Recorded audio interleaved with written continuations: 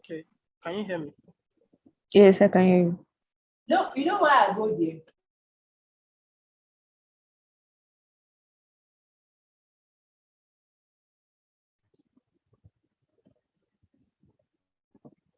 I'm just going to try to share myself. Okay, so let me see. You're already using what's it called? Import and export. That's cool. So we are going to be separating our code base. Instead of just writing all of our scripts in one folder, we're going to be separating them. I think we call it MVC pattern. Yeah. Adopting that too.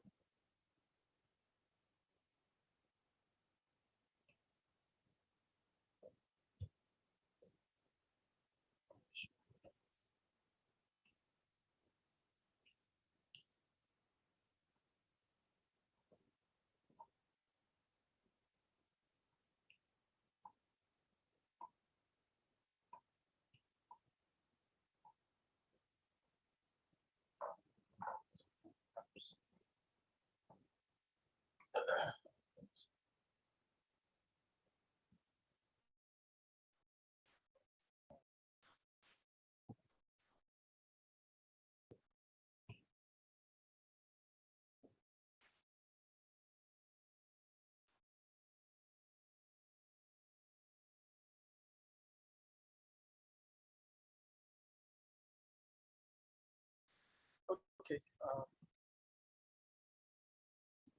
So we have for testing.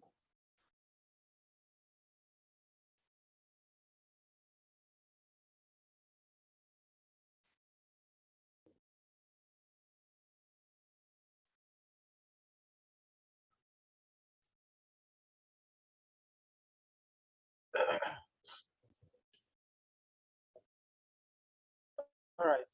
Okay, so I'm just going to set it to have a lot here.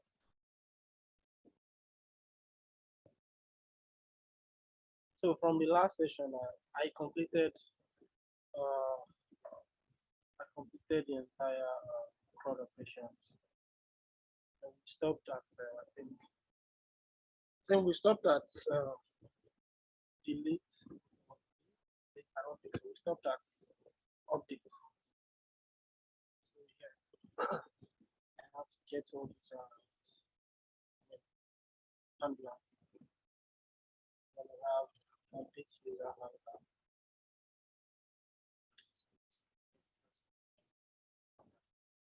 Then we have the routes here. Okay, so previously I said if we create a user and we want to perform other actions on that particular user, we have to be use the ID of the user. And that's how it's mostly done. Except if you have any other unique means of identifying users. Or you can actually use email.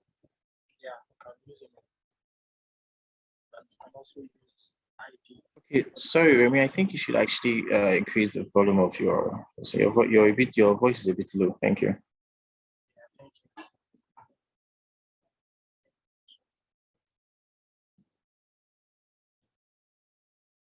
All right, let me just share. So yeah, let me see. Can you hear me? Yeah, I can hear you.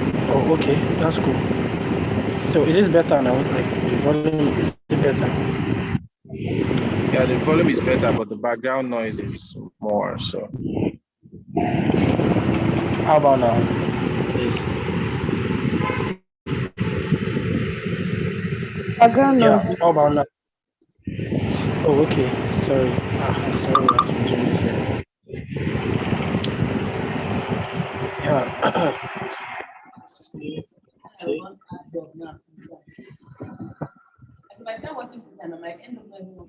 Okay, yeah.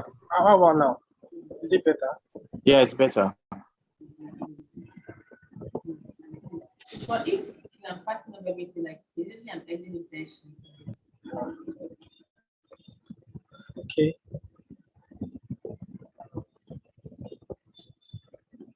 Yeah, so if you can hear me, please let me know.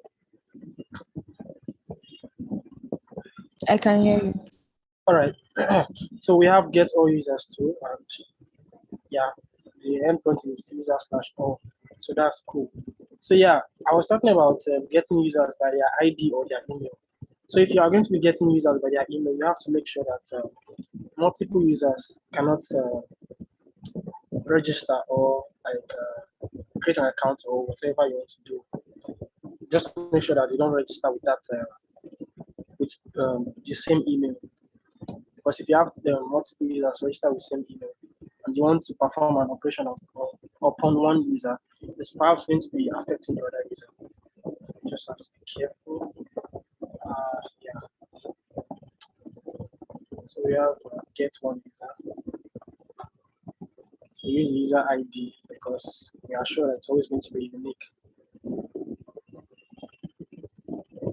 So we have post to create a user, and we have delete.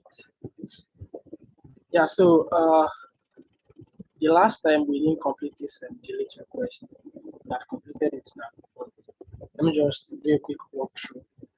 So yeah, we get the user the same way we are updating the user. So it's just user slash. We have our params here, which is ID. Don't forget params. Whenever you want to create a param, it's just usually on the mostly in fact it's always on the your route, the endpoint. So you have user and then we have slash and your colon, which is for the colon is the params, and then the name of the param. If it's ID, then it's ID. If it's email, then it's email. So that's going to be like a variable for you, or it's going to be stored in the param subject as ID. If you're using email, it's going to be stored there as email. So yeah, then we get the ID out of the params by doing the params that's ID.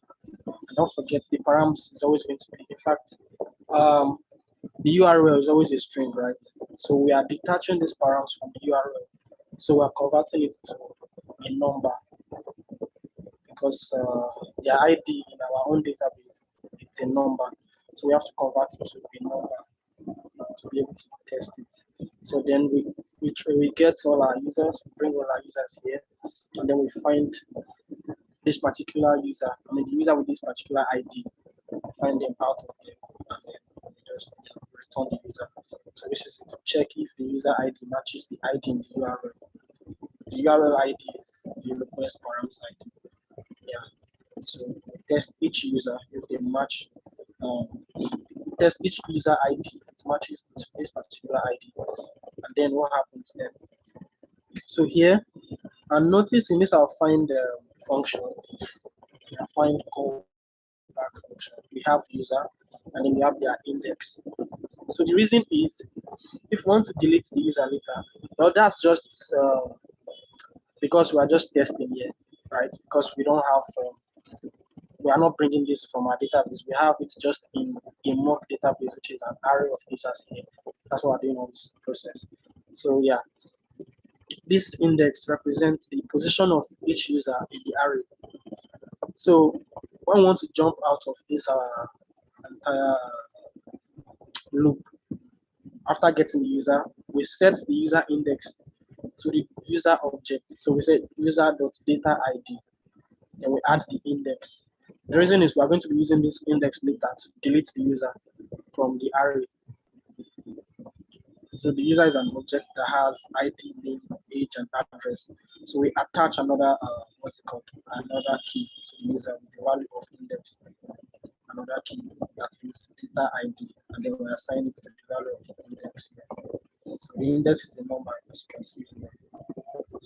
All right. So after that, then we'll return the particular user since we have got the user that we want. And then if not, then if the user is not, if for a reason we cannot find that particular user, then we return false.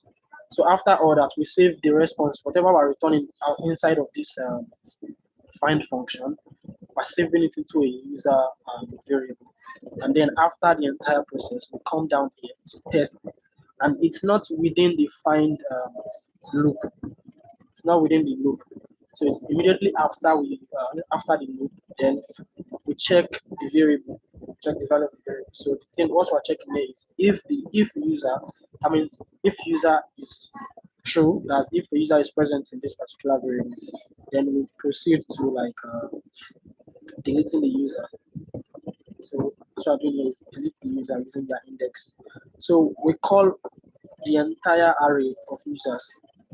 Then we splice as we delete the user with data ID. Don't forget this data ID is the index of that particular user we got. So using splice, it has to do with index. So yeah, it has a starting point and an ending point. And in fact, it's even more. It has a lot of. It has more than just two parameters. What I mean by parameter? I mean two parameters. So this first one is the starting point. The second one is the ending point, and then it takes like other functions. I mean other parameters too. So this user ID, we just want to delete from this user ID to the like this one means from one particular place to this particular point. That means it's just going to delete just the user. So we got all the users, we delete this particular user, and then after deleting the user, we respond with an object, of course, with the success true, and then the data that's the particular user we deleted will return their object, and afterward we add a message to the user deleted successfully. So for any reason, if we couldn't find the user, we're just going to return false. That means this if statement is not going to be true, then it will move to the else statement. So if it moves to the else statement, we are going to be like responding with a status of 404, and then the success message is going to be false, and then the message itself is going to be user not found. So let's just test this out. So yeah, I want to believe that you can see my screen and you can hear me clearly. Yeah, I can. Okay, that's good. That's good. This is it.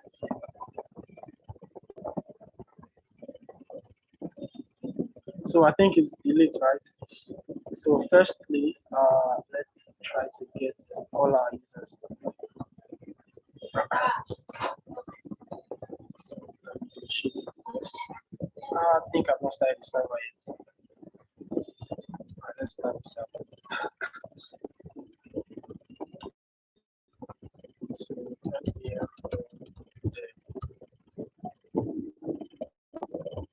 okay, not in this repository. So let me check where I am. Else, okay.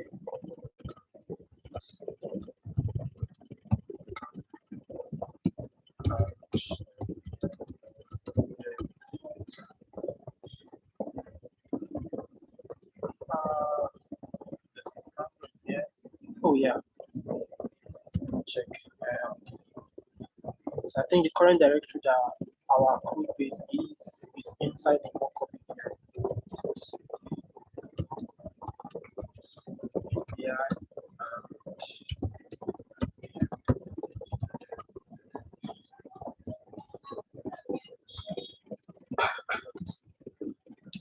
Okay.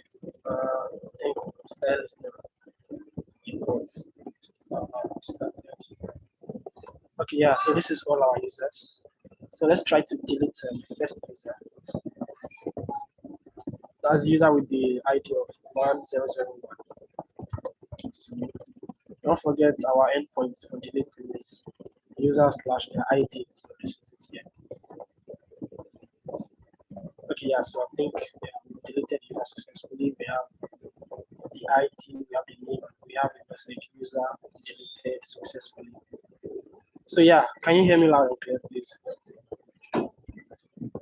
Yes, I can. Okay, so we've deleted this particular user. Now let's check for all our users. I think it's get, right?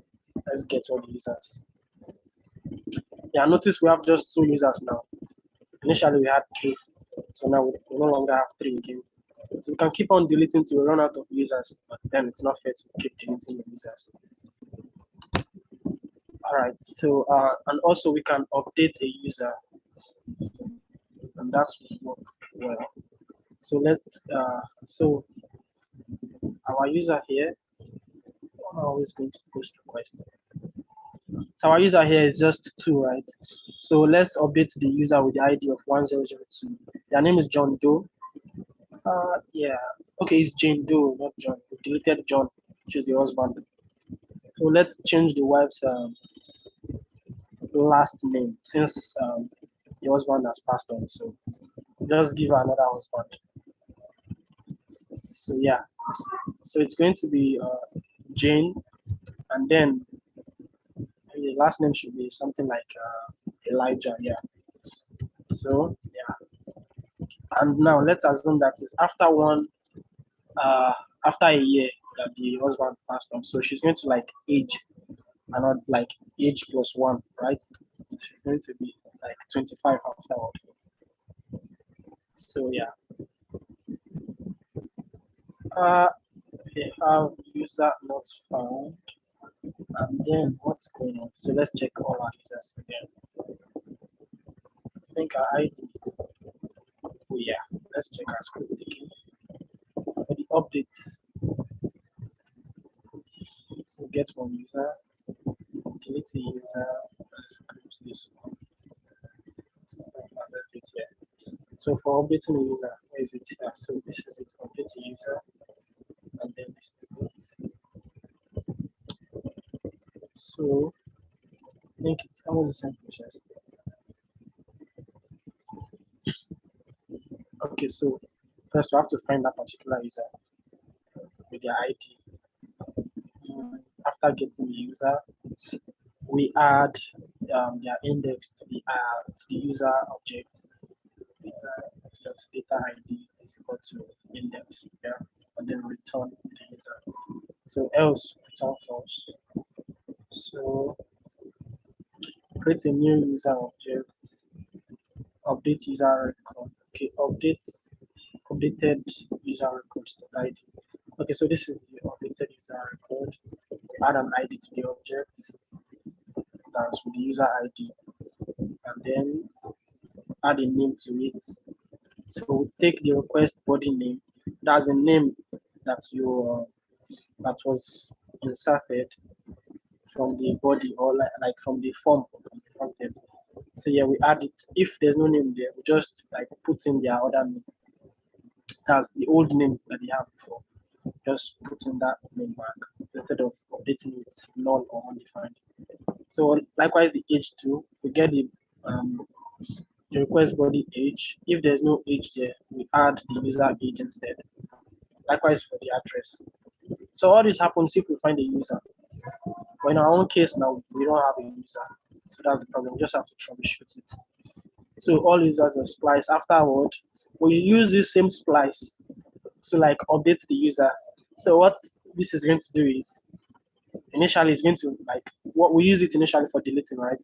So we just get the user ID, then we delete the old one, and then we update it with the new one. So after deleting the user, we put in the new user. I mean the updated user. So that's what this slice is doing. It's 3 parameters, and then success message, return success message. Else, return user not found. So what could be the problem? So immediately before checking for the user, I want to first console.log this user. But it's worked the last time I tested.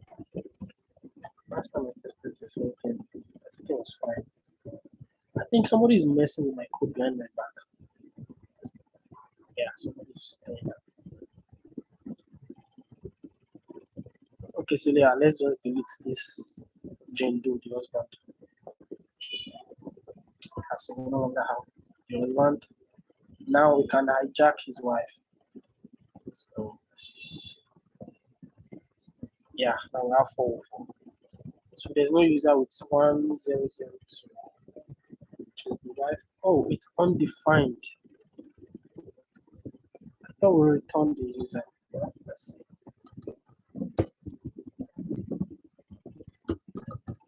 So let's do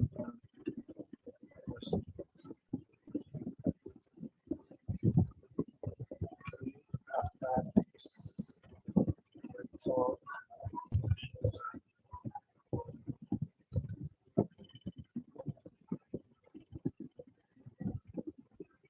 okay, let's update the data first. Okay, yeah, so it's worked now. But what I want to do first is I want to first delete the husband first, which is Jane of John Doe. So with the ID of 1001. After that, then update the wife last name. So my name. Yeah, okay, yeah, this one. So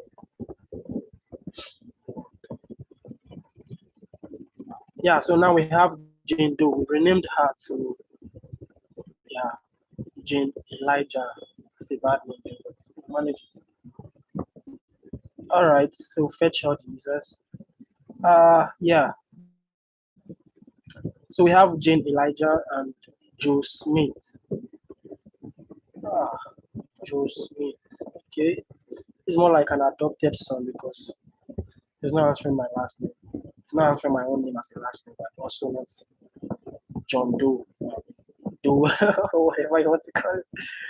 Yeah, so now that we have Jane Elijah, let's actually create a user with the name of Elijah. So all these things now, afterward, we're going to be like, I'm going to add a profile photo to this user, at least you can see their photo, right? So yeah, first I want to add myself. So let's just say Elijah. Let's go here. So I'm not 50, but I should. I don't want the wife to be married to a sugar daddy, so I'm just going to put my age as maybe 30. Yeah, it is fine. All right, create this user. Yeah, so now we have myself as a user on our platform. That's cool. So let's check all our users now. Yeah, so we have myself here now. Yes, that's cool. So my ID is 1004. That's it. All right, so all this is working perfectly, and I have this code posted on GitHub, so you can go through it again if you don't understand it before. Okay, so now let's just go ahead and try to upload a profile photo for ourselves. So henceforth, we're going to, when we want to create a user, we're adding a profile photo field to the form. Okay, so yeah, I want to believe that you can hear me. Yeah, so I should Yes, I can hear you. So it's just three of us here. That's cool. We can cope with this. Yeah. All right. Okay. So, but firstly, let's adopt MVC pattern.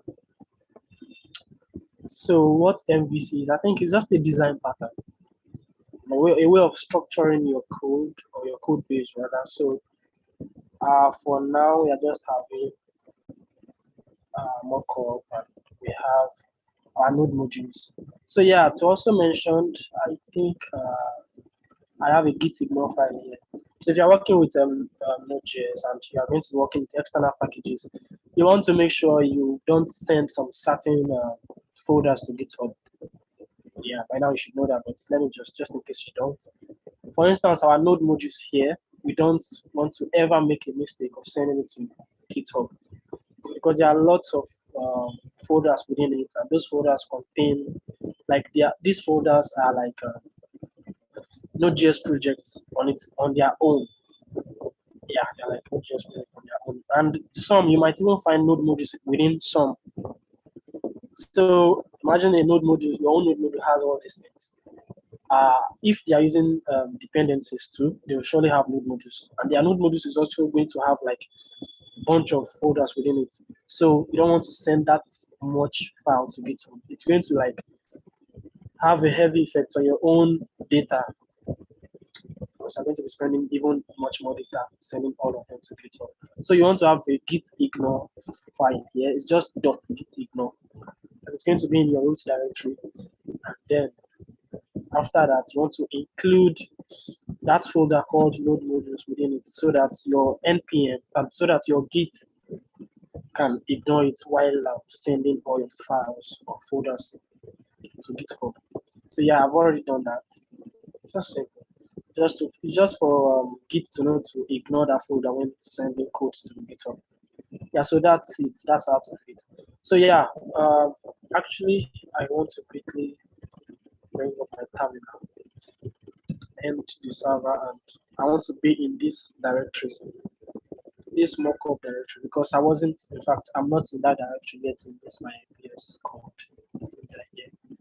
So I should be in KodeCamp mockup. Yeah, so I'm just going to like code this. Oh, yeah.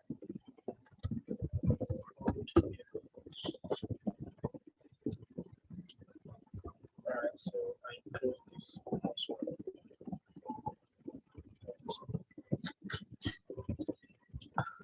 So yeah, let's use MVC.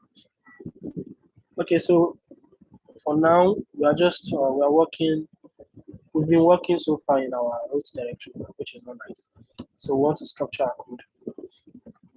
So first, well, you can actually create a folder here. Just call it new folder. Okay, so the name. Firstly, we want to have our MVC. It just means model view controllers. So model first. This is going to be like if we're using if we're working with what's it called MongoDB as a database. So our database code is always going to be in our model. So it's just a standard MVC. So next we want to create another folder called controller. So the controller is going to contain all our handlers. Yeah, controller is going to contain all our handlers, and then views. New folder called view. We haven't gotten to that part yet, but basically what view does is it's going to contain all your HTML files, your HTML files. Yes, it's going to be inside views. Let's assume that you are building almost like a full stack, or let's say a full stack application where you are delivering or you are handling everything back end and front end. So whichever code the user is going to be seeing, or whichever HTML code user is going to be seeing, is always going to be in your views folder. So your model folder is going to contain all the codes that is interacting with your database. So it's just more like a separation of concern thing, right? So yeah, so let's make our. But then the file that is starting your server should always be in your root directory, or you can have another folder for that. Mostly they call it they put it in a bin folder. So they're going to have bin, and then instead of having index.js, you might be seeing something like www. Yeah, but in our own case, I'll just keep it basic like this, and then restructure our code base. So now this is going to lead us to talking about import and export. Yes, import and exporting modules.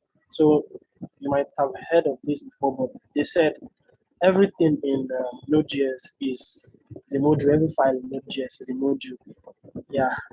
So we have function get all users. So this get all users is a handler. Yeah. So we want to separate it. So after separating it, what we'll do is we'll just import it here. So and then for me, I like to create this controller. Right. Let's just add these guys, remove them. Oh yeah, just make it like this. Cut this guy off. So create a new file within controller. We call it get all users.js. So within that file, we want to paste in our function. So after that, after pasting it, of course, you want to export this. Function. So yeah, like this, you can do everything like this. Of course, and it will still work. But then, since it's a controller, yeah, it can actually handle everything you want it to handle. What we just have to do is or just create a folder called user. So user.js, right? So within this user now, we're going to put in all our user-related codes within it, all our user-related handlers. So instead of having get_user.js as a file separately, why not just have it as a function here? And then after that,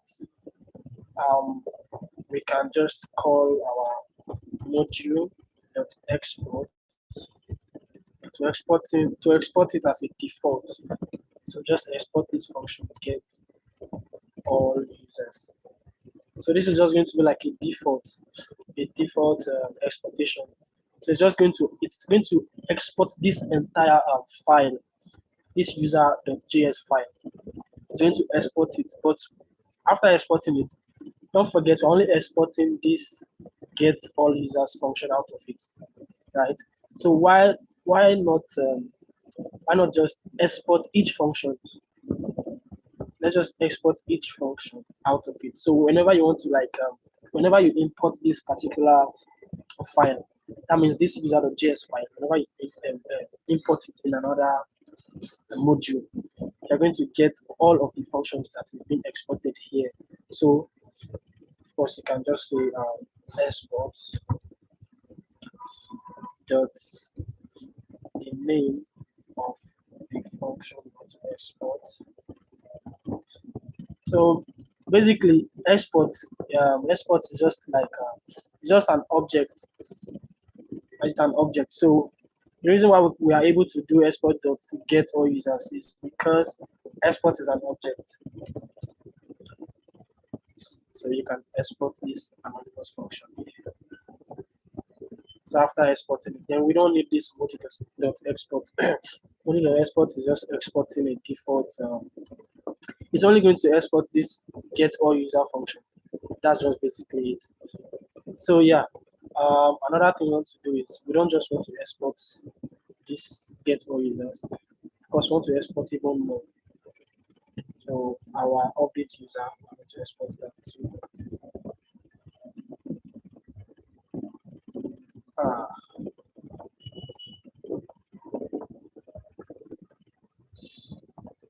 So cut this get update user. So we put it straight in our user.js controller. So I'm going to call export to it. Export.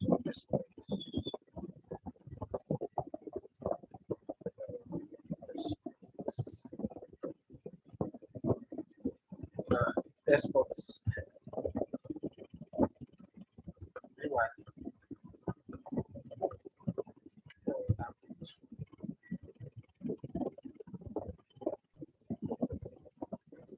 Okay, take this guy. This guy here.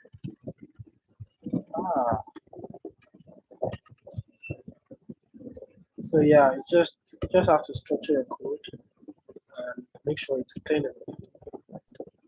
And then don't forget commenting. You have to always comment your codes for other people to be able to understand your code while doing it.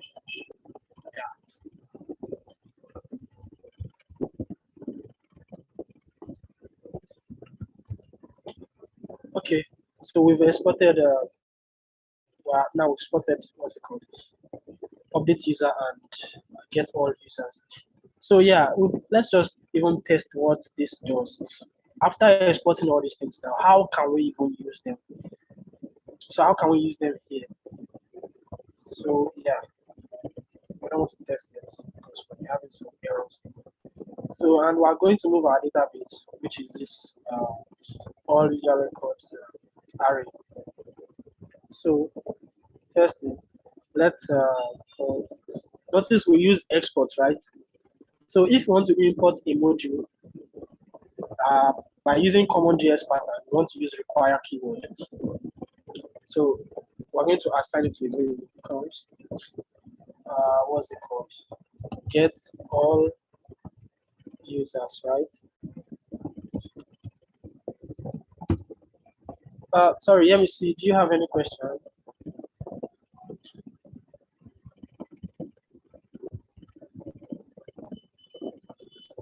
No, actually, I'm very conversant with what you're doing, so I'm fluent. Okay, that's good. So yeah, now we want to get all the users. Once that's handler, so we just require for the handler. So require, and don't forget we're in the root directory. So what we previously imported is inside controller folder. So we just have to like let's use for dot slash. So controller and then this users. Yeah, or instead let's just call it user here. Yeah, let's call it user. So after that, let's console log user first, and then okay. So for us not to have errors, let's just comment out this to get more users. Why I'm commenting it out is because we don't have any function called update users here again. We don't have all those functions again. Move them. So yeah, let's log controller and see what it does. And let's log in users since we've imported it. npm there.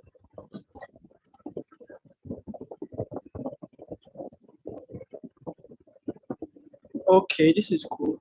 The only console.log we have here is just this user. Don't forget. And also, I think this is coming from Express. Okay, so this is it. This is the users now. Oh yeah, the user. We named it user. So after requiring this module, we get all the things we exported here. So don't forget, get all users was part of what we exported from the user module within controller. So yeah, notice this export dot update user. So after doing all this, wherever you are importing, you have access to this function here. This is a method which is assigned to a function here. So the method is always a function, right? So yeah, that's it. So notice the name here in our console, update user. So it's because we called exports and then we give it, we assign to a function. So yeah, that's it. Of course, you can also export just, you can, let's see, okay, so, you can export the name, assign it to, you can export that too. Yeah, so this is it here. I exported just now a string. So we have get all users here, we have name here, and we have update user. So export is just like it's an object, right? An object where you can attach methods and what's it called? You can attach method, and then also you can just attach just the normal property. So notice name within this object is just a property with the value of name. So in an object you have method, you have properties too. So our method is assigned to is a function. Methods are functions, and the properties are just basic variables that are holding some specific values, some given values. So yeah, that's it. So let's just take off this guy. And another thing is, instead of doing exports that update user, instead of using just exports. So if you have like a module and just want to export just one function, you don't want to export any other thing from it, just a function, and then that's when you can do module.export. So that does what that does is it exports that particular function as just the default. So when you want to like require or when you want to import means require. Yeah, when you want to require or import that, when you want to import that file, it only brings, it returns just, if it's a function, it just brings a function out of it. It does not return an object. Module export is an object and is exporting objects. So, but I said export. Export is an object. It's returning just the code. it's returning object. But module.export is like exporting defaults in your normal what's it called, ES6 or is it ES6 in a not common JS ways. Yeah. So this using requires just a normal common JS pattern. Yeah. So yeah, that's okay. Yeah. So this gets all users, right? So let's use it as let's export this as a default because it's just doing just one thing, right? All we care about from this is just the function. So that's why let's just export this function now. So here we come back here. Notice we do module.export. That's what we did here. So here now we want to bring in our other module. So what's the name? So the name is get all user. So instead of going through this stress, let me just so we have it get all users. Get users. So let's put it here as what we are logging to the console now. And don't forget, previously we have an object of properties and methods here. So let me save now. After saving, notice when logging, after we require or import this get all users, because we did module.export on it, which is exporting it as a default, what we got is just a function, not an object. So just the function, and the function is get all users function, right? So that's the difference between module.export and export. Module.export exports the given function or the given variable as a default. So it's not as object. You cannot use let's even check this out. Can we call module.export twice? Let's assume okay, let's just this way. Export and see what will happen. So this let's just export. Okay, so you can also export an object as module.export. But this way, let's do name equal to Elijah. So except we do it this way, and then we can attach another. Okay, let's attach H to it. Yeah, so you can do it this way. But then, what are we going to get out of all this now? Notice we only got the last one. Notice we got just the last one here in the console here. So this is it in my console. Let me make this bigger. Yeah. So notice we only got name and age. So it's the last object that we got. So it ignored this first one here. This module.export equals to get all users. It ignored it. So export allows you to like attach all these things to an object, right? So you can also think of it this way. Module.export by default is what? So export is an object on top of module, right? So let's hover upon it. We see module exports, the function exports. Okay, so that's what export is basically an object sitting somewhere. I mean, module is an object sitting somewhere, and then this module has what's it called? It has a property called export within it, which is assigned to and this export is an object. This is a better way to explain it. So module is an object, export also is an object, but export is sitting right inside of module as a property there. So that is why each time we just do module.export, we override what's it called? We like reassigned it to another function here. This is a function. So we assign it to a function now, which means that module.export is no longer an object again. That is a better way of explaining it.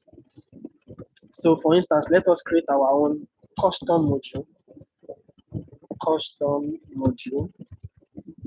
and then we assign it to an object.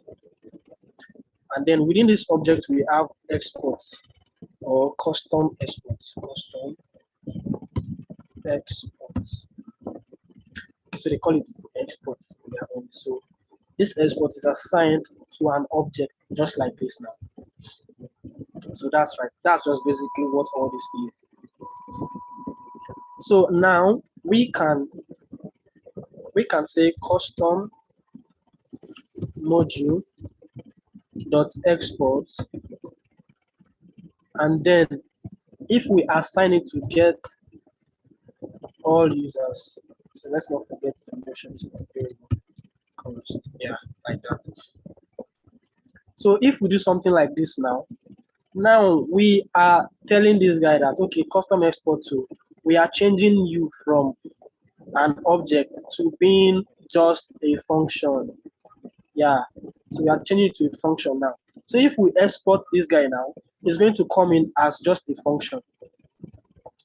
So that's basically what is going on here. So export is an object. It's an object already.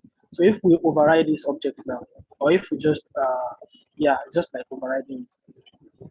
So we assign it to a function instead of attaching another object to it. So we could do something like it dot instead of that. The one we are logging currently in the console is this guy, is the last one. That is get rid of. So let's just say dot user info. See how that helps us. So this is basically just going to solve our problem. So but instead, why doing multi.export and then you're attaching to it? Why doing that? Why can't you just do your export dot get all users? Since export is a global object. Module 2 is a global object. But then you can also get access to export by doing module.export.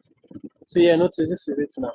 After attaching all Your this to the network is lagging. Voice is breaking, kind of. okay, do you have a question, please? Let me see. Do you have a question? It's like lagging. Your voice is breaking, kind of. Yeah, it could be your network. Mr. Ike, can you hear me? I'm So hearing. I'm hearing you now. okay, that's good. So yeah, I said module is a global object. Export also is a global object sitting somewhere. So global objects, you don't have to like you don't have to do anything to get them. Just type them out. It's just like process. Process is a global object too. So you don't have to like create that variable before using it. It's already available for you, global object. If you can hear me. So this custom module helps to explain module in a better way. So module is an object that has exports within it. In our case, we call ours what's it called? So let's just call it module like this. Module. So we're having conflicts now. Yeah, we're having conflicts. We are attempting to override or declare. So module was used before it was declared. That's why. Okay, so it's basically like this. Module is an object and it has exports as another object within it. So that's why we can attach to exports. We can attach a function to exports like that because export is an object.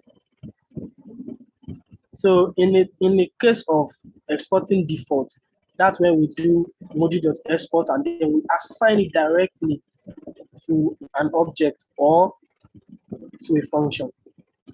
So anytime we require that particular module that we're exporting or that file that we're exporting from, so each time we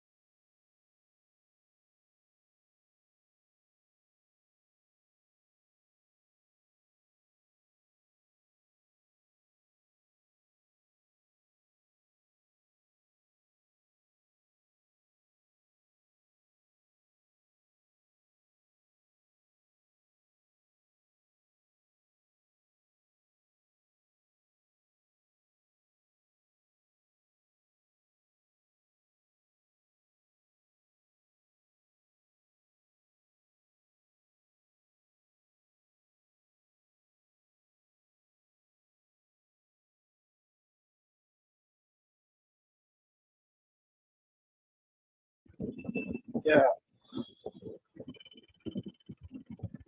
Okay, so what happened before?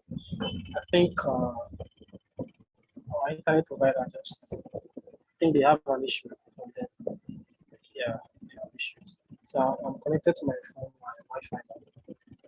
All right. So according to what I was saying before, so it's easier to just use exports than using Node.exports and then you are attaching to the object. So I'm just going to take this guys off, jump right into it.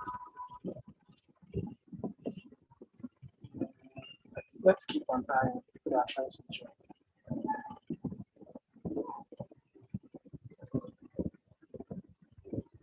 Okay. All right. So that's that for that. So yeah, I'm going to go straight into our index.js. And so since we are, what's it called? Since we are exporting multiple functions, why not just destructure it? So we can just destructure those functions that we want out of them.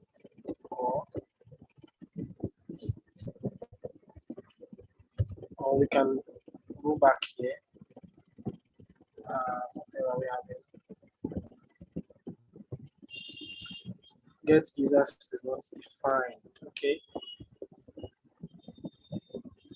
Yeah. So get users. Check out also now we have get users. Okay, this is copy that. So yeah.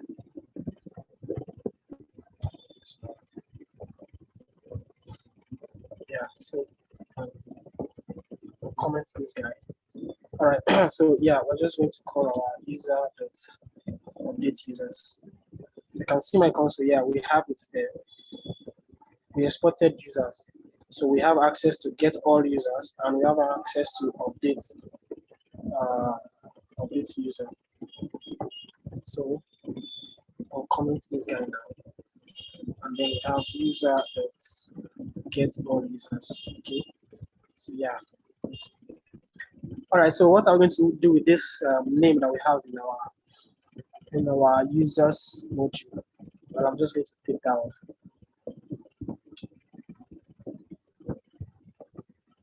So how do I find you?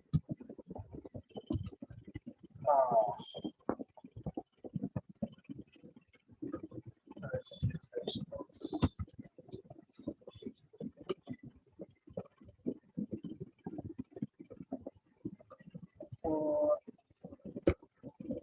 Yeah, I can't seem to find it anyway. Let's hide this somewhere.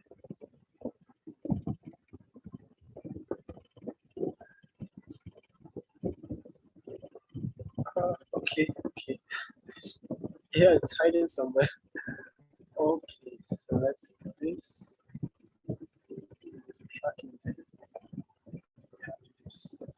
Yeah, okay, so it's not anywhere here. So why are we still having it in the console? Okay, yeah, it's been cleared. All right, delete this one. So yeah, we have our user controller. So let's attach even more. Let's attach more functions to it. Yeah, copy this one. Export it here. So notice the reason why I'm using Mvc is because it's a standard pattern we should be using. So, and it's mostly separation of concerns. That's what it basically does. It's a way of separating your code base from each other. So yeah, let's export this. First, let's paste it here. And then grab the name of the function. Yeah. Exports. Dot name of the function. Yeah, get one user. So we'll jump back to our user. So app.get one user. It's going to now be user dot get one user. So if you see my console, we have all of them there. We have all the functions we're exporting from user controller. we have them here. So the new one is get one user. Yeah, so we have to do user.get one user before we can access it. Because that's the name of that was available for us because we assigned after requiring the user controller, we assigned it to a variable called user. So now we have access to user. All right, so we still have to separate our delete function. I think we wrote, yeah, it was written directly inside of the. So it was written directly inside of the, the route. What's it called? Inside of our route. Yeah, so we take it out. We let the route be alone. We call user dot. What's the name? I can't remember the name again. I think it should be delete user. So let me just paste it here inside of our user controller. So we paste it.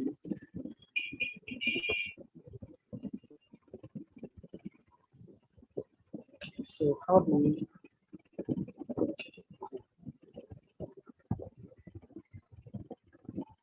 Okay, so export that gets one user. I don't think I. Oh, okay. Okay, so we're going to be giving it a name here now. So it's going to be export dot delete user, and we assign it to the function. So we can use arrow function. We can just choose to stick to ES5 way. Yeah. So let's see this pattern. Okay, so it's called delete user, right? Let's copy that. Jump straight back into our index.js and put it right there. Yeah, so we separated all our handler. Yeah, so our user handler is someone else. So who is this guy? There's a function here. So okay, it's for creating users. Oh, I almost forgot you. So grab you. So it's going to be available via user create user. Yeah, so we're going to create that variable. We're going to create that function right here. So paste that here. So export it. Exports create user. Yeah. So this can either be an anonymous function, the ES5 way, or use the ES6 way. So let's use ES5 way for all of them. All right, now we have all our user handler here. We have get all users, update users in my console. We have get one user, we have delete user, we have create user. All right, so that's cool. That's cool. That's all we wanted. Accomplished it. So cool. Yeah. So for model, we don't have a model yet, and we don't have a views yet. But then we have we have an index.html. Yeah, let me call that right. Index.html here. So we can put this in our handler. I mean in our views. Yeah, we can do that. So we can serve it. So we're still going to talk about serving static files later in our next, perhaps in our next video. So yeah, after this now, we're going to be looking at, so since we can create a user, why don't we think of adding a profile picture to a user object? So we allow the user to update their profile picture. So doing that, we have to go to, also let's, actually we have a mock database here, and then we can put that in our controller and in our model, right? We can do that. So now we might be having an issue. Okay, because we called this what's it called, this variable, we called them, and we called it in all our handlers, and then the variable is not available for them in their separate in their module. So how do we do that now? I think we have to copy this guy out of here. We have to copy it out of here, and then create a file here called database. Actually, yeah, database. Database.js. Or let's call it user.js. So here I'm going to do module.export on it, since it's the only since we just want to export just one thing out of it. So we can just a module.export, and then we assign it to this view. Okay.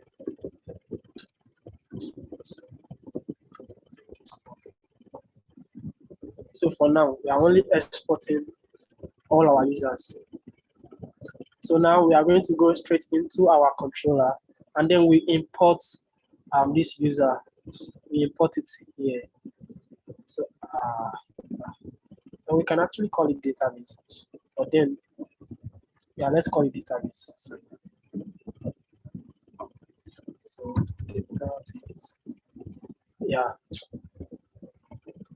So here now, since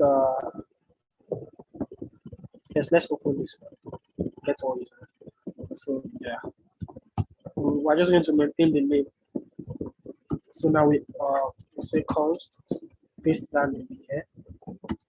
Now we have to require the database here now. Okay, so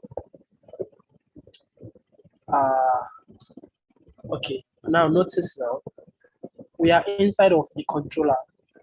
On the right pane here, we have controller, and then we have user. So currently we are inside of this user.js module. So we want to go up one bit to get out of the controller and then move straight inside of the model. So how do we do that? We say require ... to get out of controller. Now we are outside of controller. We want to go straight inside of model. So just type model and then / database. Yes. And notice it's not compulsory to add the file extension, which is .js, since we are only exporting a JS file, and this is Node.js. So Node.js understands that. So just like that. Now it's been made available for us here. So now we can do console.log all users, and then we'll see it in our console here. Yeah, so this is it here. So we have it in our console. Let's make this even bigger.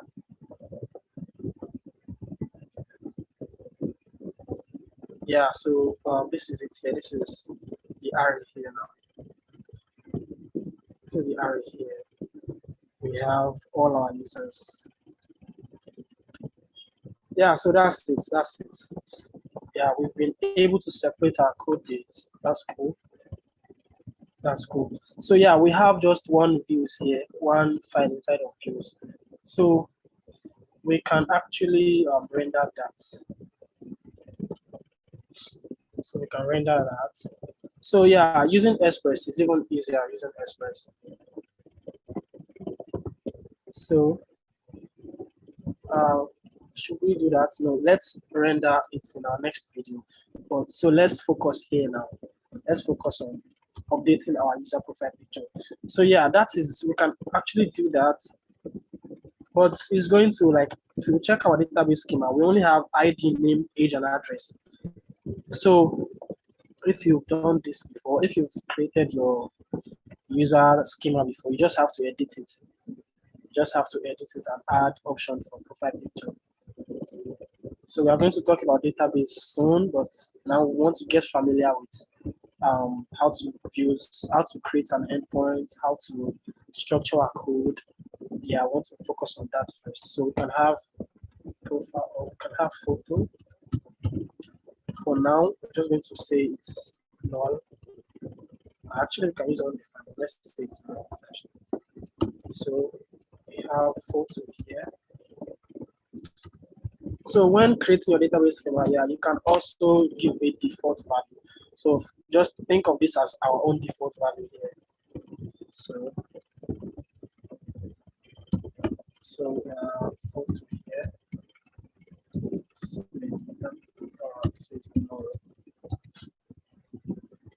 So we have just 3 users. That's cool. So yeah, that's that for our database. So come to our controller. So let's come to our controller, and for our update, so we just have to modify it. So right, okay. So we stopped at address here.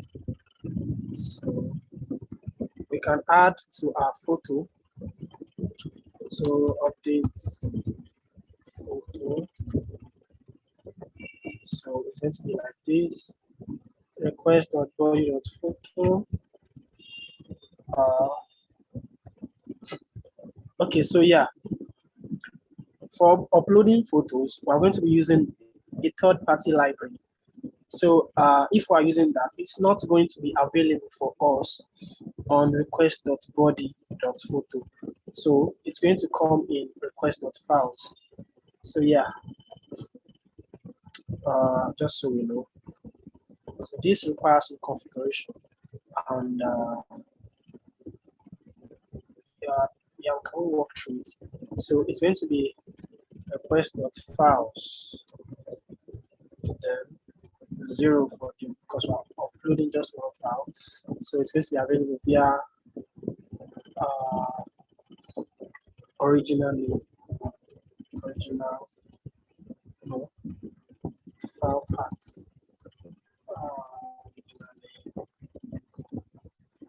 Let's try path. Okay, so yeah, let's just leave this here for now.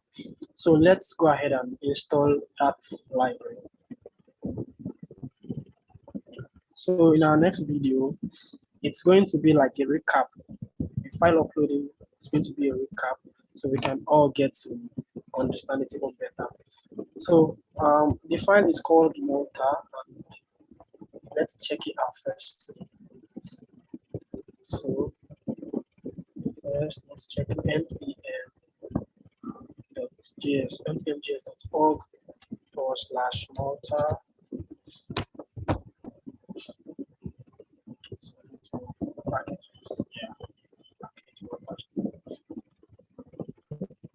So yeah, if you want to install any library, please come to npm.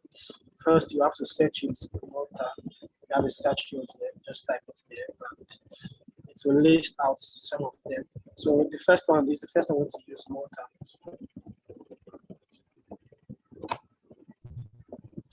So Malta is a Node.js middleware for handling multi-part form data. Yeah, multi-part / form data. So which is primarily used for uploading files. It is written on top of Busboy. Well, let's leave Busboy for now. Yeah, Busboy is a big guy. Yeah, okay. By now it should be called Boss Guy instead of Busboy. Yeah, it's a big boy now. Okay, so this is how we can install it. npm install -- save. Well, you don't have to include -- save, just npm install. Get it done for us, but let's just paste what you want there. Yeah.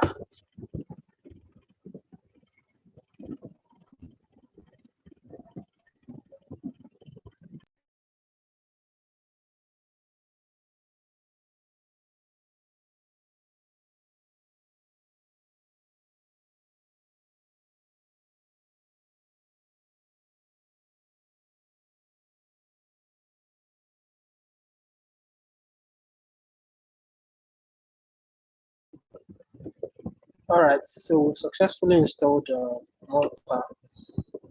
So let's go through their documentation on how to use it. So how to use it, we say we require it, and so let's just copy what they have here. Copy this guy. put it in our root directory.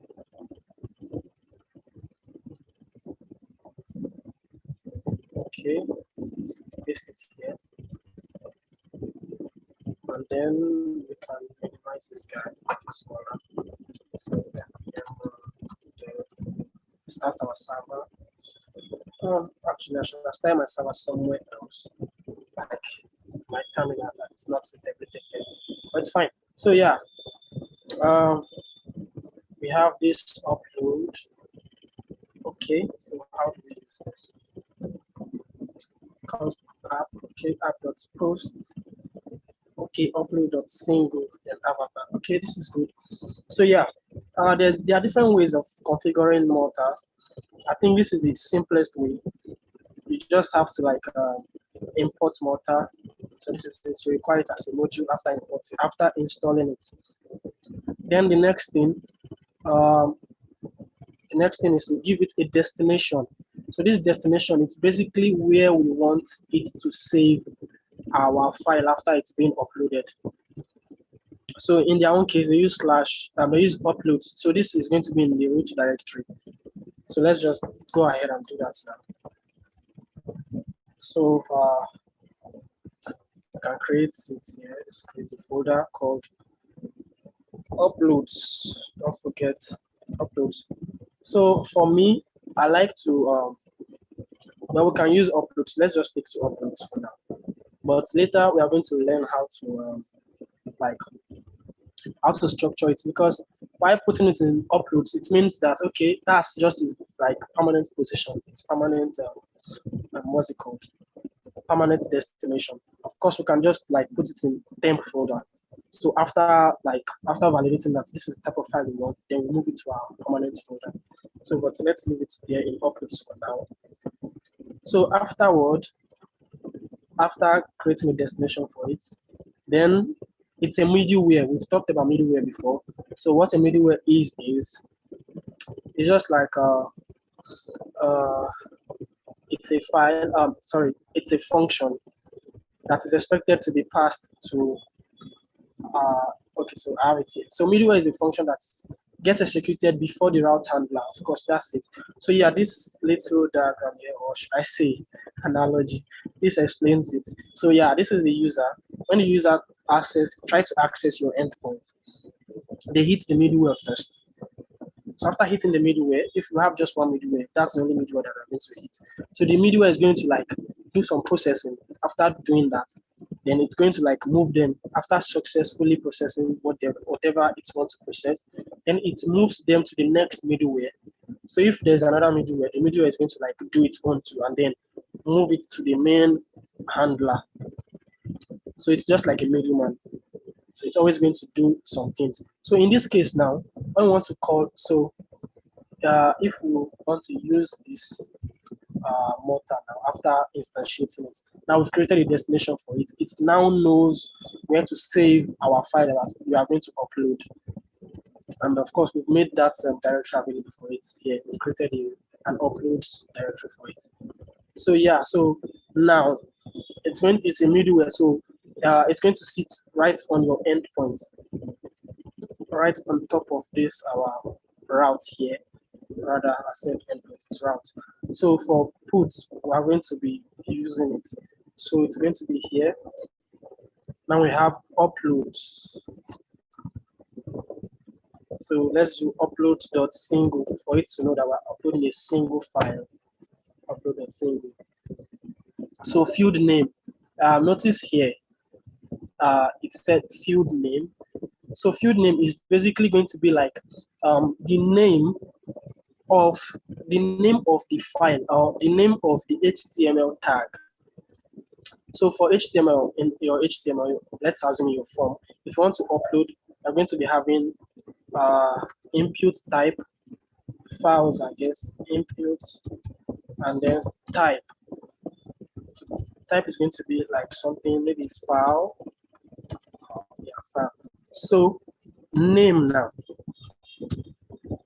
Name is going to be the name you put in this particular field. Is going to be the name that I'm going to put here. So you can say avatar, for instance, avatar. You can call it avatar. and then so this avatar is what we need here. Oh yeah, I just copy it. So avatar is what we need for this guy here. So what did you say it needs? Yeah, so it is string, right? Good. So just pass in that string there. So now okay, so that's it. So now if you can remember, when we're using when we wanted to use this expression of JSON, I told you guys something. So since it's a middleware, when it gets here, so what it does is it's going to like append body to the request object. So the request object is now going to look like this: request dot body. Oh, geez. So request dot body is going to look. It's going to now be an object. So that's what express.json does. That's what it does for us. So in the sense now, in the case of Malta now, what Malta does is it's not going to do it this way. Malta is going to do it this way: request.files, and it's always going to be an array. So Malta's own is request.files. It's just going to create an object called files on it. Well, it's not actually an object; it's an array, but it made it available on the request object. So yeah, it's going to be like this, and it's going to be an array of perhaps of objects. So if you update multiple files, we are going to find everything inside of it. So since it's an array, if we want to access it in this our own route now, this is our handler. So don't forget, this is our main handler here. So anything we want to do now, we have to go straight into the update user handler to try to access requested files. So yeah, let's go there. So we've configured this now. You can also go to the documentation here. So notice they said upload a single avatar. So they are assuming that it's avatar is going to be the name of your input tag or HTML input tag. So which we are assuming that's going to be it. So yeah, so let's go to our insomnia. So okay. Actually, we can have an endpoint dedicated for uploading a user profile picture, right? That can work, but let's just stick to this. So update, right? So now we cannot use this again. Or we can still use it, but if we're going to be updating a profile photo, it's going to be a multi-part. So current body is going to be lost. Yeah, let's see lost. So we're switching to okay, they tried to bring it here for us. Okay, this is cool. So I like this guy. Since he discovered that we're moving from using JSON, so he brought our stuff here for us. So let's put it here. Our name is going to be here. Age is going to be here. Let's use 30, right? So now this is our input now. So this is our form, our front end form. Using Postman, your multi-part, it's going to be your multi-part form. It's going to be your what's it called? Your front end form, right? So yeah, this is avatar. Okay, so we'll have to tell it that we want to upload a file. So line of file, yeah, file. So if you are using Postman too, once you just go on top of the input field, hover on it, it's going to be on the left, on the right hand part. So yeah, it's going to be somewhere around here, and then when you hover on top of it, you see a drop down. You click it, then to show you file, so you can tell it to. And just click that file, and it will give you something that looks like this. So now I want to choose a file I want to upload now. So choose a file. Come on, my system is so slow today. I don't know why. Is it how it has been always behaving? Always slow. So come on, bring this up. I see. Oh, okay.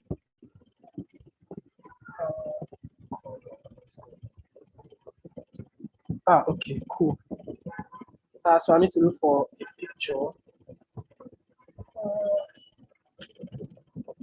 For now, I'm just going to like pick any random one. Okay, yeah, so I choose this other history.png. So that's cool. All right. So firstly, yeah, you need comment. So firstly, let's go back to our. So yeah, we're using it on the put request, right? So let's go straight into our controller and our update user handler here. So where? Oh yeah. Let me just take this now. It's not good to be doing a lot of consonants log. Okay. So yeah, this is what we needed. So for now, let's leave this guy here. But instead of this, we're going to be logging request.files. Don't forget, I told you, Malta is going to make it available for us. It's going to make that picture that is being uploaded or that file that's been uploaded available for us via request.files. So request.body is not going to have it. Request.body is a JSON, comes in as an object. So Malta cannot append an image to an object file. No, it's going to make it available for you via request.files. So yeah, so we have console.request, console.log request.files. So yeah, for now, I think we've disabled it here. So yeah, I remembered I wrote something here that will help us to upload the image. Okay, like I've taken it off. So, okay, this is it here. I want to comment it out for now. So we don't upload that profile picture yet. So yeah, let me open our uploads folder down. So when we process that stuff, when it comes, it gets saved again. All right, so yeah, let me hit send now. So yeah, we've successfully updated the user. Yeah, okay, let's go back in our console. We got undefined, but yet the image was processed and we have it here. So this image does not have an extension. Let's check back to see our documentation. So app upload a single avatar. So when it comes in,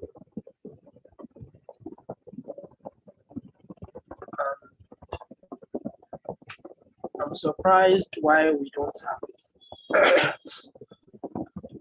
It's a PNG file, so it's being saved without an extension. But of course, we can use. Let's just give this guy a PNG format. So now we can see what that is. Okay, so that's the image right there. But I'm surprised we do not have it in our console. Request.files. Try request.file.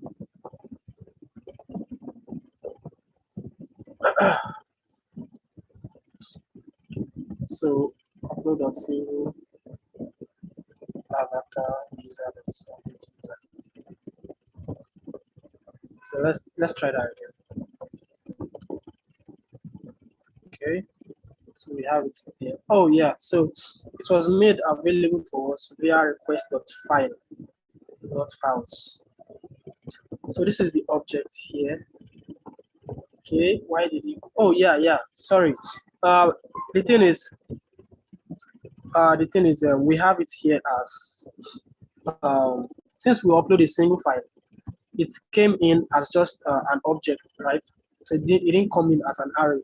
But if we uploaded multiple files, in fact, the reason why we are having just one here, just one object, is because we used upload.single. So it knows that it's just one single file that we're expecting. So there's no need for it to attach it to an array. So yeah, that's the reason why we have this.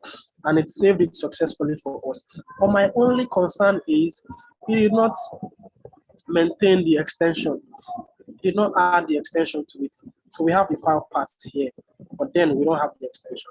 So that's a problem. But then we can always fix that. So okay.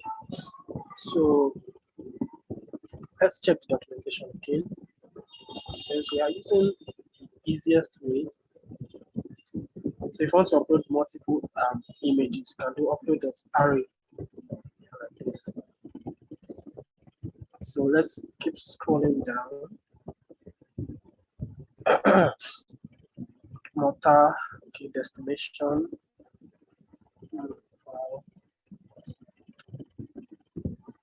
Okay, they have another destination for that one here.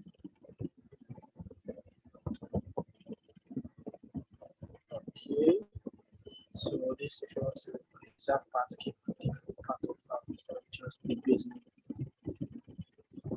Okay. Okay, preserve parts. In average web app, only destination might be required and configured as shown in the following examples. So accept a single file with name, field name. Okay. So let's try this. Preserve. Let's try this. Let's see if it's going to help us solve the problem we have. So where's the configuration? So we add another object. I think preserve part. I don't really know. Is this a Boolean field? So I didn't check it. Let me just check it. So keep the full part of files instead of just this. So they did not tell us whether it's a number or string or an array or whether it's a boolean. But let's just test this real quick. Okay, send that file in again. Check it. Oh yeah, it didn't solve our problem.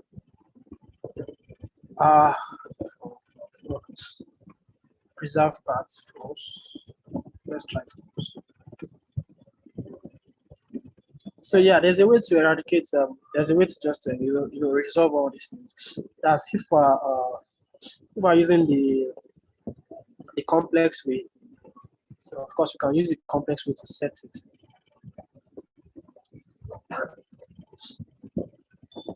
We can use the complex way to set it. So yeah.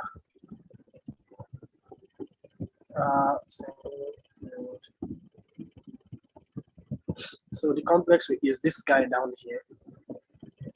This particular one here. So this we're going to have we're going to have it configured somewhere else and then import it.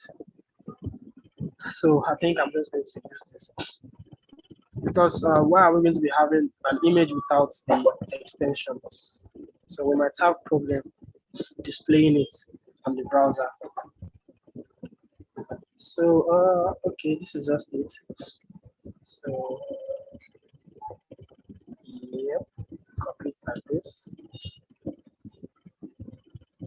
So yeah, all these images are just useless, so they don't have an extension. Model. Okay, let's have a config file. Config.js. Yeah, config.js. So paste that code in. Here we bring in motor. Cost motor. So we require motor. I don't know, Copilot is not helping us today. Motor. So we bring it in here now. So yeah, we storage, motor logic storage, yeah. If there's an error, so we put it in uploads. Yeah, put it in uploads. So the file name now we can set. So yeah, we can set a unique file name for it. So we can set a unique file name for it. Unique suffix date.now. Yeah, master.round. Okay. Yeah, this is it for them. So yeah, we can then let's add our own concatenate. So now we're trying to get the file format, right? So we can bring in path here. Okay, so we can bring in path. So it's a Node.js. So it's a Node.js core, what's it called, module. So it gives you access to your path, like file paths, everything. So yeah, we want path. So what we'll do here is for the file name, file.field name. Okay, suffix, the next suffix, the file field name. Okay, so what we do is path dot. So these are the available methods on top of path. You can see we have extension name. This extension, I think this is what we need. This is what we need. Path dot extension name. So it's going to add, if it's the .png, it's supposed to add it on top of it for us. So okay, yeah, see what they are doing here. So this makes sense. This makes sense. So yeah, so we are going to like not out of big storage. We're going to module.export. We export this now. Module.export. So notice that all I just had to do is just to copy all these codes from their documentation and paste it here. So that's all I just did. Module.export. So export to upload. So it's still going to work the same way. So we'll export it now. So in our index.js, instead of requiring mortar here now, we don't want to do that again.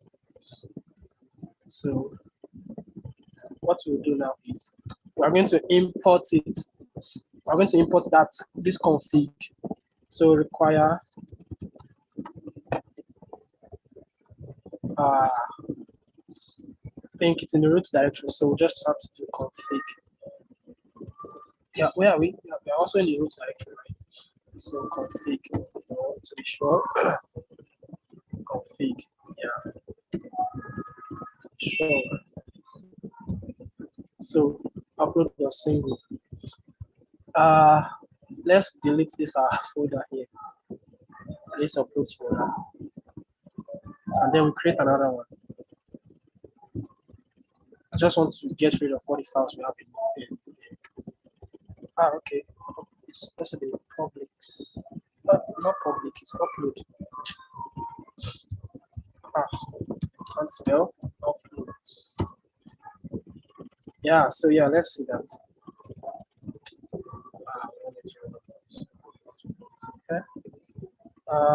Send the request in again. Failed sending data to peer. What do we have here? So we have some error. Receive undefined error type. Where is this coming from?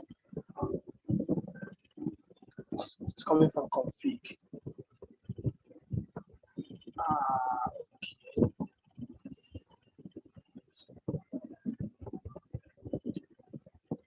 So this storage destination file request file.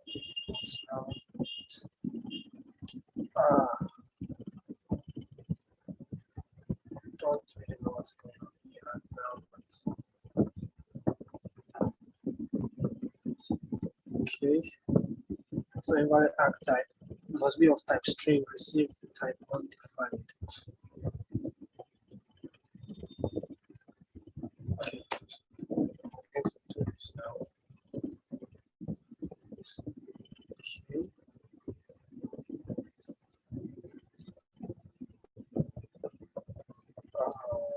Okay.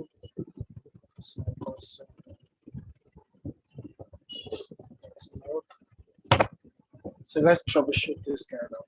Wow.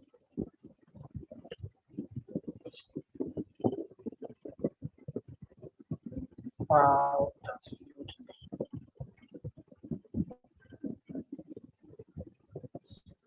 And also, you even get here because it's more unique. Let's see what this unique suffix looks like. Unique suffix. All right. I'm still expecting the error. Yeah. Okay. So let's see.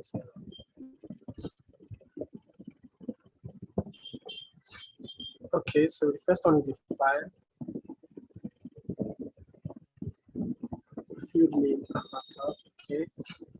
Um, so field name is avatar, right?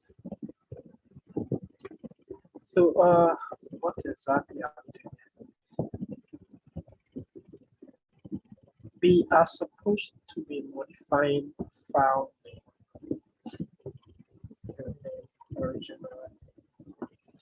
original name, right? Okay.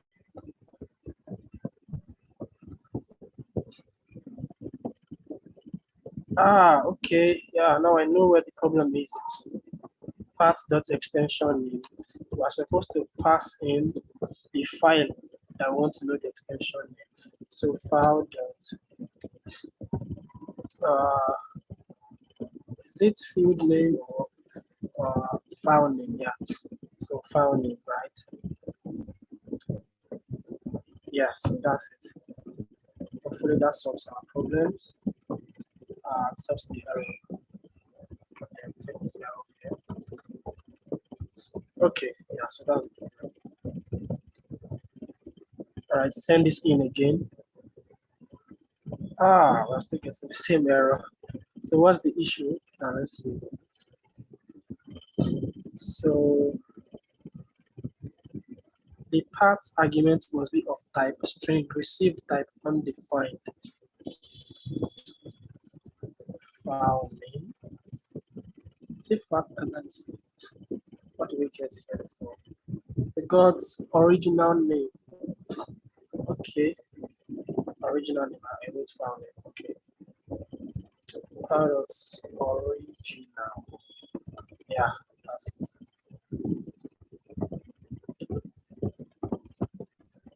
Just, you can't just get tired. You can't get tired of debugging. Of course, you're always going to encounter errors, so you have to prepare internal server error. No such file, no such file or directory. Open uploads. Are we trying to open a file? Okay, so let's check here.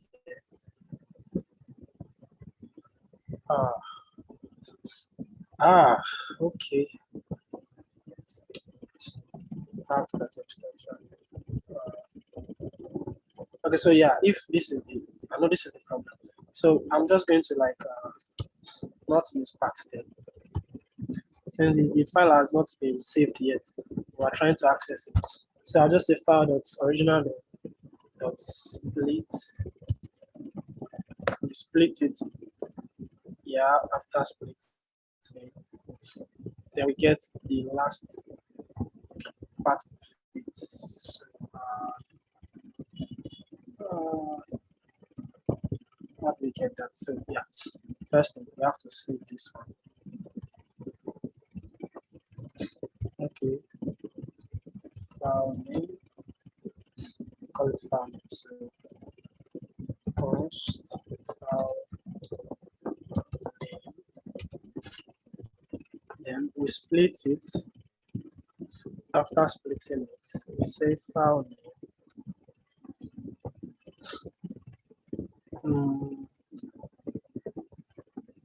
Okay. File name. File name.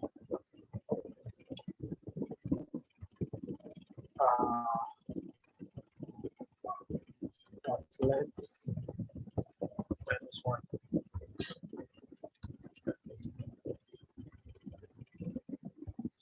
File name -1.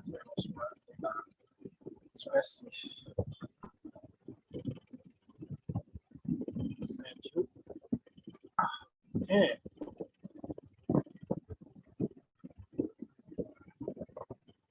So that seems not to be the issue.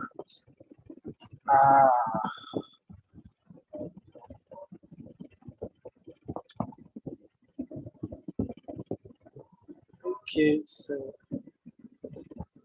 this brought the extension name, but this did not. So it said upload server cannot open. All right, so I'm just going to save myself all this stress.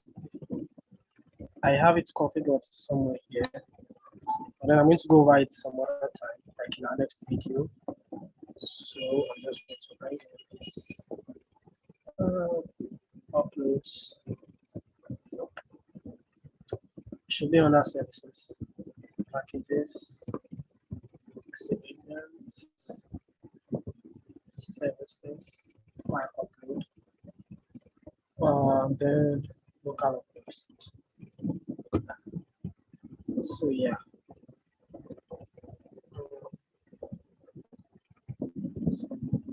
For this file, what I did in this file is I tried to create the uploads directory. You know, by default, you don't have the upload directory created for you, but this file I just opened now helps you to create it and then do this magic. Sets the destination. So I don't need most of all these things here.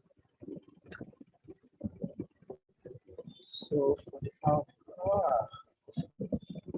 okay.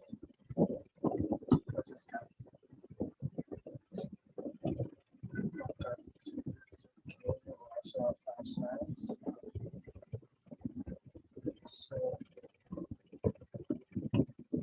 So destination.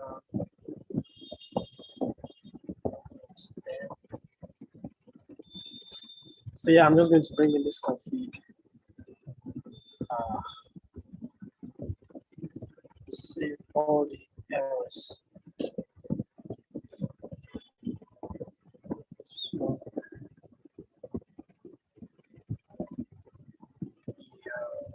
yeah. So we don't need all this. This is 50 MB maximum size. So yeah, in this part we don't have UID. So UID helps us to generate random strings for IDs, and so that the files does not save with their unique name. But should we? Okay, let's just go ahead and install UID.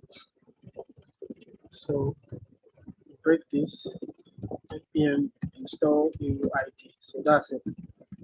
Simple as that. Npm install UID.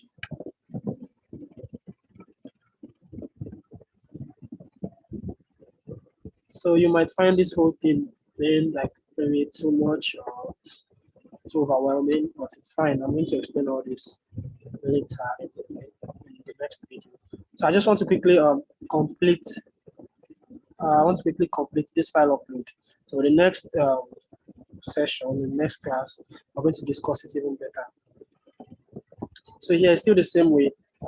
This Malta of this storage. We're just using this to tell Malta how to save our file. And so in this part, we have destination. Okay, the part where we want to save our stuff to. So this destination, this is even checking for MIME types, the type of file that has been uploaded. But of course, should we check it? Yeah, we can check it. But, well, it's just too overwhelming. Let's just stick to the default. Anyone they bring in will receive. But bear in mind that you need to check the files that they're bringing in. So I have I created a module to support Malta. So it's just going to make our work easier. So the module is just basically checking for the type of files that they're uploading. So you can yourself, you can specify the type of files you want or the type of file that are uploaded. So if you upload a file that violates such, I'm just going to like throw an error for them. So we'll talk about all that in the next video. Of course, you can create your own custom modules. Yeah, you can.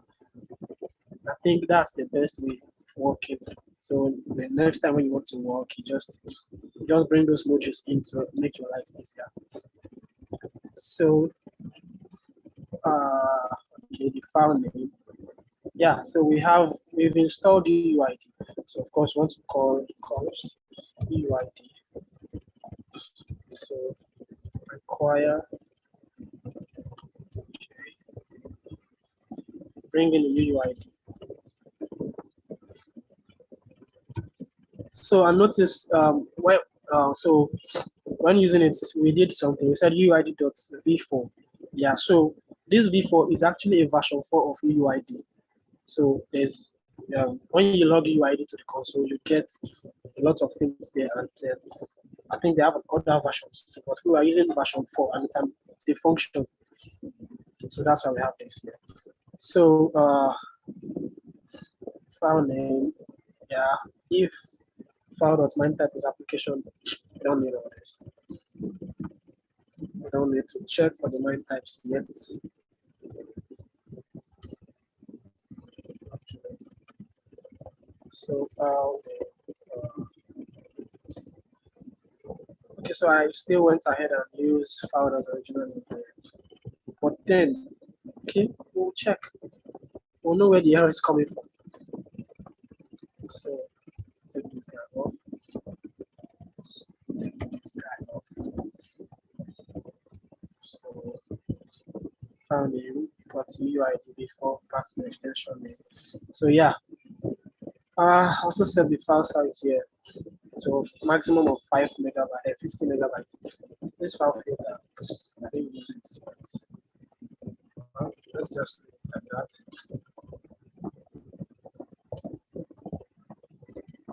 So yeah, this is the config. I need to check other parts to know where this particular error is coming from. I'm not sure it's from this config here. So come here. Update present files. I just try to log that present files. I didn't use it anyway here.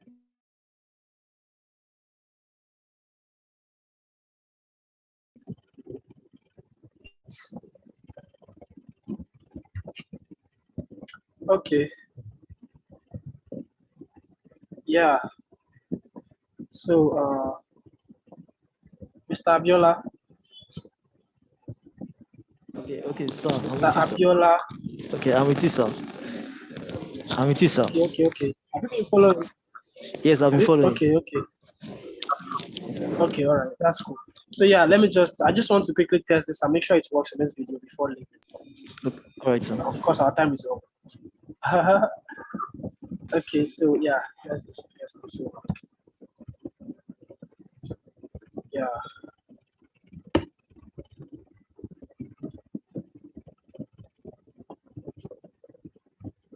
So, okay, so I think it worked this time. Yeah, this is cool. So yes, it worked this time, and we attached the file extension to it. So now we have our image here. So yeah, this is the image. And also we have the file name here in the console, and we have the file path. So yeah, so to set the user now, to set the user profile picture, we're just going to use the path. And of course, Mota gave us the size of the file that was uploaded. And meanwhile, we have our own set rules for the amount of the size of files they can upload. So in our config, we have what's it called? We have file size here, and it's doing the file size of the files. So it's watching the size. All right, so yeah, let's just finish our user now while updating the user. Code I took off from here. So yeah, so this can work now. So while updating the user, we just have to like add the user photo. So let's say photo request.file.path. Yes. So we set the part of their image, we set it, that's going to be their profile picture. So the part of the file. So if they did not upload the profile picture, we just want to replace it with the value of their photo before. And initially in our model, we have a database config there, and this is like a database schema. So their photo is null by default here. So each time they update it, we update it for them too. So let's delete this one we have here. Yeah. So yeah. So now, notice after updating the user, we did not have the name, the photo field alongside before. So I think we should now. Yeah. So yeah, we have it now. So the user photo is also set here. So this is part of their picture. So that's cool. We've been able to like update the user photo, and that's all that matters in this tutorial. So next up, and also don't forget we structured our codes. So we structured our code. Now we're following the MVC pattern. We're following the controller, the model, and the views pattern. So in our next tutorial, we're going to talk more about views. Yeah. What are the files that are supposed to be in views? Of course, it's the HTML files. And also we'll talk about serving static files. So yeah. So static files are basically your image, your CSS, and your HTML, your CSS, your JavaScript, and the images. So we'll talk more about this one in the next tutorial. So yeah, Abiola, do you have any questions so far? Yes, I have some questions. Okay, you know what? Since we've exceeded our time, so maybe you should just go ahead and ask this. Mr. Ike, can we take questions? Yeah, sure. Yeah, wait. Okay, so you talked about having a custom module that you can use. Okay, so did you say sure? So if that's a go ahead, then you can ask your question. But if not, Mr. Ike, you can take over from here.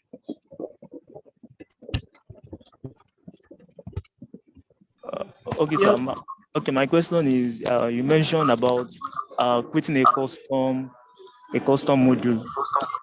Yeah. That you can use for files and you can later use them in other applications or something like that. I did not really get that part. Yeah. So custom modules. Okay, for instance, now let me just let me open the file for you to see. So custom module is just a set of modules you create to make your life easier, to do some certain things. Like for I think one time like that, though we are still using it in our project here. So I created a module for easily uploading files to Cloudinary. Yeah, so it's not here, is it? It's in services. So for file upload, I have upload adapter. This one is useful for us. It does some certain things. So for Cloudinary, this is Cloudinary now. Let me open this one, quickly explain it. So yeah, what this does is it assumes you've installed your Cloudinary and then just import it here. So we will bring in our config, of course. So we want to have our, when you're using Cloudinary, of course, you have your Cloudinary API key, your Cloudinary API secret, your Cloudinary name. Those are basic requirements for configuring the Cloudinary system. What's it called? Cloudinary, this Cloudinary API. Yeah. So yeah, I have a class called Cloud, and after all these things, we've set the Cloudinary name and all the configs. Though it's expecting you to pass in a config. So each time you call new Cloudinary, let's assume you want to start using it. So you just of course you have your const, the name could be cloud, and then you instantiate this cloud function. And this cloud, what's it called?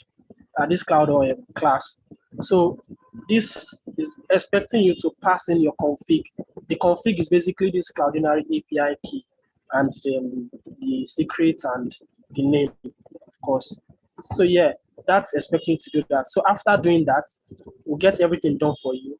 And then by default, the type of file you're uploading to, well, let me just tell you, Cloudinary is, you can Google it. So it's just like a system that helps you manage your assets. You can upload your assets to Cloudinary, like your photos, your videos, your images. I mean, whether music, whether your maybe it's TXT file, any file, you can upload it to their system. So basically, they allow you to do these CRUD operations where you can upload an asset, you can get an asset, you can update the asset, you can delete. So this and each of all these things has programmatic way of doing that. But then what this module does is it helps you to manage all these things. In this module, I've created everything, I've done all the work for you.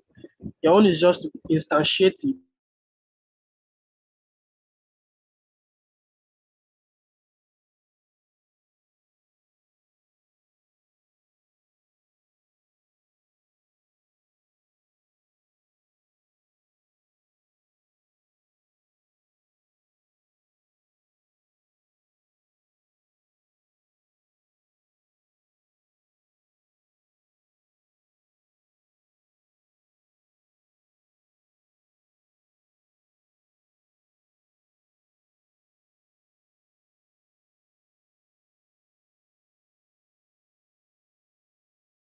The image. The image, of course, is the part. Specify an option if you have one. But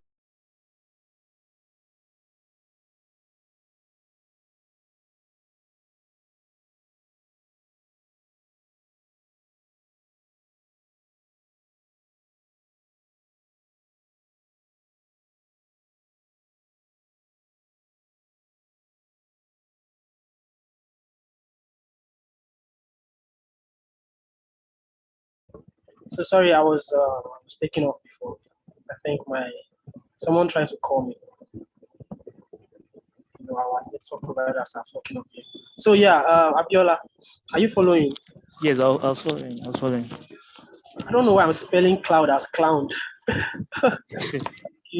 So I just want to quickly show you the basic usage.